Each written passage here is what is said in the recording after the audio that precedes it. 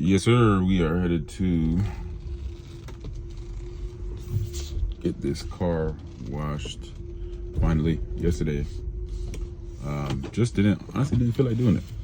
And I know Sundays, our days are a little bit slower for me. And so we're going to wash the Tessie today. It's your favorite bodybuilder's bodybuilder. I know what it is. What's on the agenda today? Wash the car. This morning we went to Starbucks. Did a little bit of onboarding for a new athlete and training programming. And had my venti coffee, because I'm a coffee fiend. Then went home, ate, meal one, late as fuck, but probably eat like 2 meals back to back.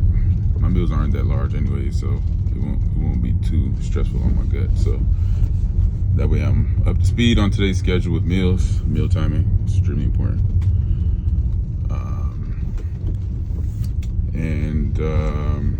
Now we're headed to wash the car. My sister-in-law comes in town today. She's gonna be chilling with us till the New Year's, celebrate New Year's with her. And that's really all. I mean, I did get a new Apple Watch. Wifey got me a new Apple Watch, so I'm excited about that. Take a look at that. Ooh, that bitch look clean. That bitch look clean. So like my old Apple Watch was like causing issues, like it wasn't tracking my activity. I felt like it wasn't tracking my activity accurately, and these things aren't really accurate unless you got those expensive pedometers, whatever you want to call them, the whoopies, or whatever you want to call them, the whoops. Those are really good and probably the most accurate. They cost a pretty penny though. Maybe somewhere down the line, sometime I'll probably get one of those. But for now, we rely on the Apple Watch for all activity, sleep. It even has like mindfulness app or feature on it too as well. So spend time breathing, focus on your breathing, just slow the fucking world down around you. It's always good to do that. You can also log how you're feeling throughout the day, stuff like that. But thank you, wife. I love you. Got me the Apple Watch. My last one was like a 38 millimeter, so it was super small, and my fingers are huge. So trying to like open up my watch was just a bitch. But now I got the 44 millimeter, which is slightly bigger and noticeably more convenient and comfortable on my fingers. So I'm happy about that. As y'all know, I did get her the Apple AirPod Maxes, and she's been raving about that for a while, and we just didn't budget for that, and so I figured, why not get it for her for Christmas? So I got her that. Y'all probably seen it on the last the pull day video I did a couple days ago. Yesterday we did arms again on accident. Y'all make sure y'all go watch that video. Still was a juicy arm day. But today is rest day. This is the rest day video. Nothing too crazy, just insightful, and just let y'all know how my rest days really go. I should have recorded my first meal, show you guys what I had for meal one, but I'll probably get meal two in there. I don't know. I'm just gonna go take the day on as it comes. You know what I mean? But yeah, man, I'm just excited. I'm just excited about just the new year, man. I'm excited about the new year. We got a lot of things in the works. Working on some back end stuff. I have a marketing guy who's very invested on my vision and see the work ethic that I've been putting in, and he's kind of created a business blueprint for me on the strength. So I'm really blessed to have him in my life and part of the team now. So a few things that we're going to be working on is obviously the website, which is being built right now. It's going to be nice and streamlined, professional. Some ClickFunnels stuff. just being able to present myself in a more professional way and to streamline the process of onboarding, client check-ins and updates and stuff like that. I was thinking about going back to Kahunas, but I don't know, man. I don't know. I kind of like Google Sheets. It's flexible. I can customize it to the way I know how to coach and the way I coach best.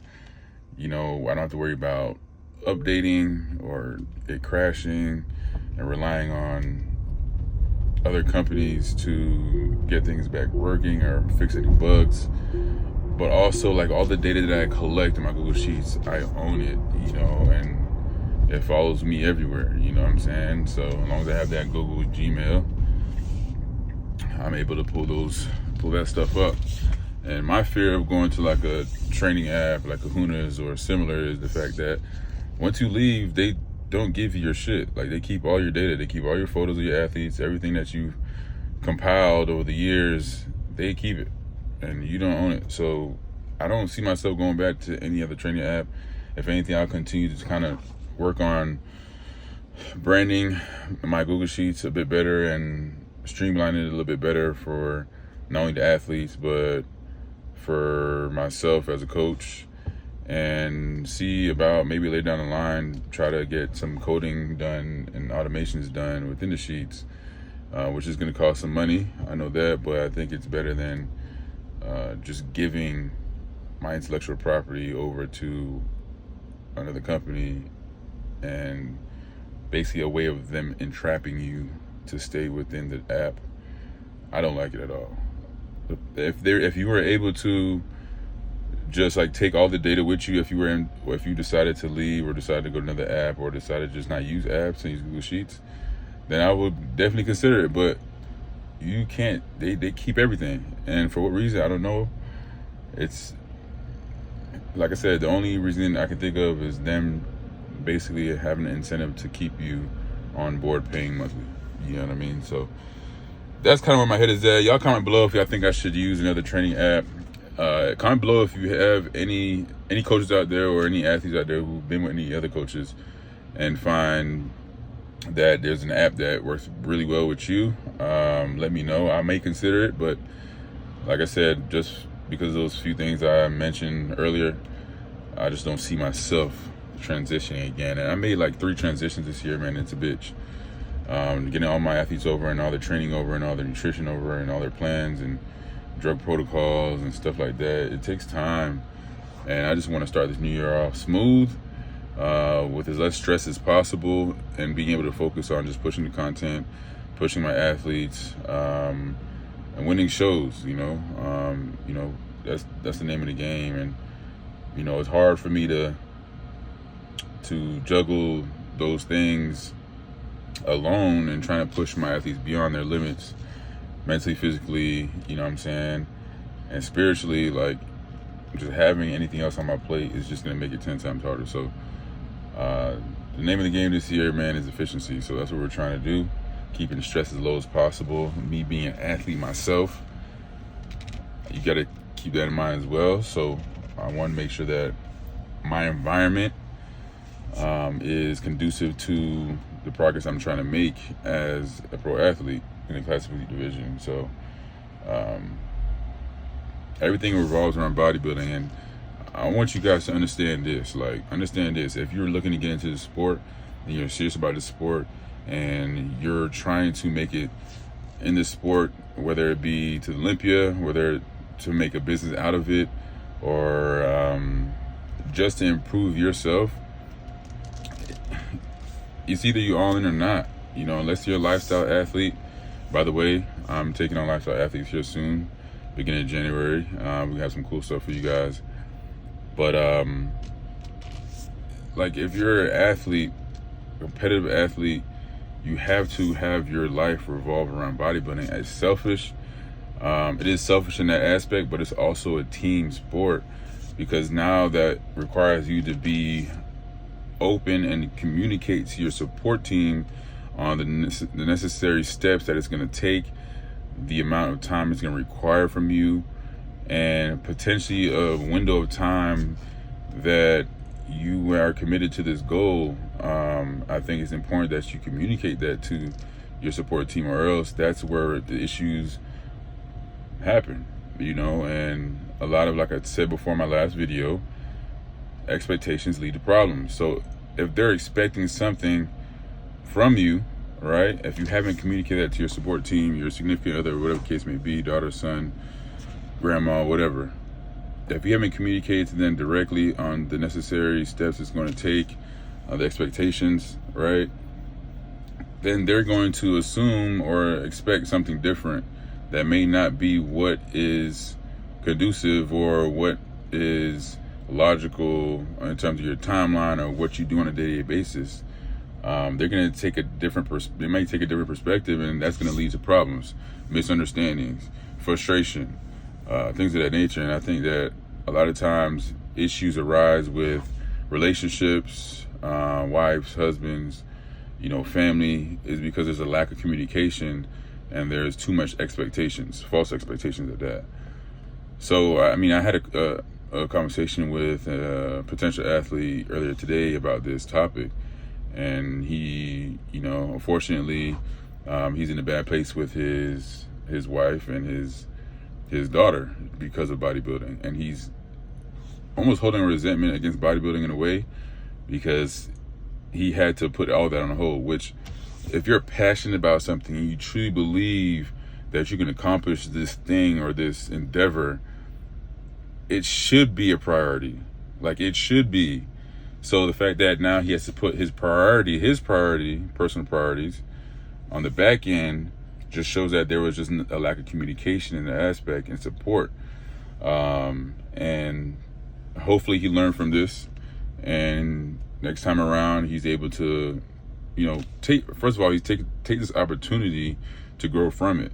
It's always a lesson in any losses that you go through in life. So take the opportunity, grow from it, and then now when you're in a situation like this again, you know how to approach it.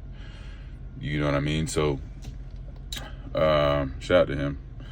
But I'm not gonna put his name out. But you know, and I think that this is a important lesson and value for you guys watching right now, and, you know, that are listening to this. Like, you know, communication is important, or else that's going to lead to false expectations, not only for yourself because you're expecting them to support you, but even for your support team because they're expecting something in return, right?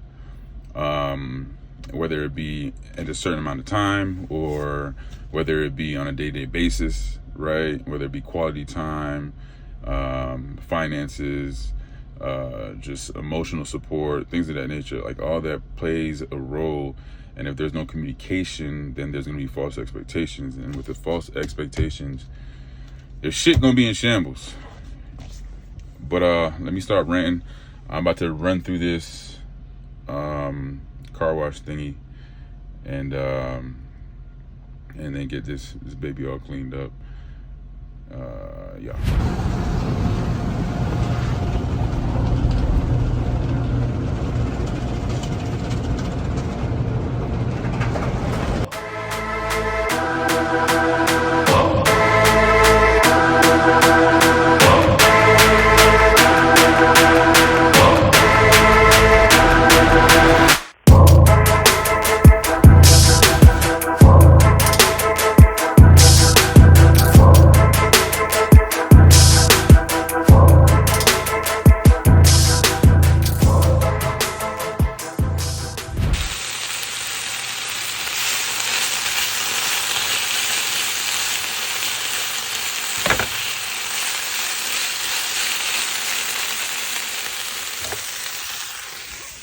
So, whipping up some chicken. This meal is going to be chicken, 168 grams of chicken. It's going to be 100 grams of rice, 150 grams of your green beans. I think there's something else in there. I forgot. And I think we have about 7 grams of olive oil or coconut oil. So I'm gonna finish cooking this chicken, get this meal down, go for a late night walk, finish it up the day, rest day, nothing crazy. And then prepare for tomorrow. Tomorrow's gonna be push day. It's actually gonna be push day tomorrow. I promise y'all. So that video is coming next. So I don't really put much in my chicken. Just salt, pepper, black pepper. I did add in today some of this right here because we are introducing the garlic onions back into diet. So I'm happy about that. And then just cook the chicken on the pan. I got asparagus pretty much done. All ready to go. Shit. So that is going to be for tomorrow. I just wanted to knock that out of the way. But yeah, I'm gonna eat this and head outside, go for a walk. So typically, like during these walks, man, I get to like some time to myself, reflect. I'm able to think clear, you know what I mean? And I think it's a good thing. There's a lot more to just getting steps in, but being able to have that time to reflect, to breathe, and just be one with yourself. This is actually where I do a lot of my creative processes too, and ideas, is during these walks. Like I put together whole posing routines from a 30-minute walk. So shit, who knows? I might put something together today. Give you guys maybe a little freestyle tomorrow or something. I don't know. Post it on Instagram or I don't know. We'll see. But yeah, I got 3 meals to go for the rest of the day. Probably might drop a meal today just because it's getting late. Woke up late and just don't want to be stuck going to bed. You know what I'm saying? I want to be able to give my gut a break. But not only that, like, I mean, I didn't train today, you know, so the demands weren't really high. Like, you know, I'm not going to regress or anything like that because I pulled out a meal. Most people usually have less food on rest days, and they are perfectly fine. So I'll be all right. But thank you guys for tuning in. I know today was a quick vlog, and just kind of typical rest day. So right now, finish the day off with late night walk, get these steps in before winding down for bed. So until next time, I'll see you on the next video. Peace.